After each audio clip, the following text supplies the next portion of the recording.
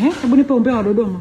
Nasema hivi. Mimi Dodoma siendi, kuna mshangazi kaanza kuniambia ukifika tu Dodoma namwambia mama yako kwamba mimi ndo mchumba wako. Kwa hiyo nataka kukiona. Wewe mwenyewe ni mshangazi?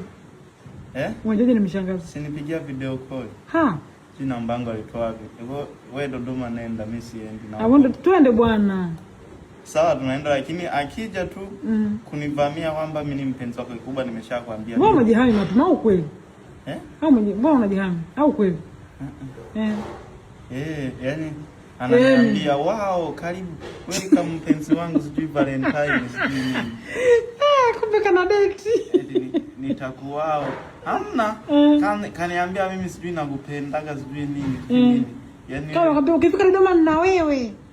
Nakupokea. Eti nina duka kubwa nitakupa zawadi, ananidanganyia zawadi. Lazima nimwambie mama yako sijui ninajitambua. Hata kukuharibia uvulana wako. Kamwambia mimi msimama. Anataka kukuharibulia masomo ya school driving, usikubali mwanangu. Hicho sio masomo. Shangazi sasa. Alafu mimi bado simtaki. Kwani Dodoma tunaenda kwa sababu gani? Tunaenda kwa sababu kwenye Valentine ya vyombo, kuuza vyombo. Sale ya Valentine. Yes, Ijumaa na Dodoma ni kesho. Unajua hilo? Sisi tunasafiri kesho. Sasa mimi kwa nakwambia tukifika Dodoma. Sasa kuna akija wewe kujitambulisha kwamba ni mpenzi wangu. Akasema atatuvamia kwenye mnada. Alisema atakuja kujitambulisha kwamba yeye ndo mkwe, yani ananiletea zawadi. Sasa mimi nakwambia akija usimtilie maanani. Ni muongo. Jilinde mwaya, sawa?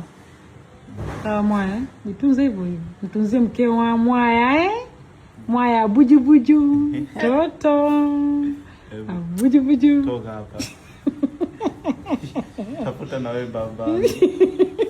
Unazidi kuzeeka. Sijapata. Sijapata. Unjapata wapo wengine mpaka wanalia huko. Kina babangu kipotoshi wapo.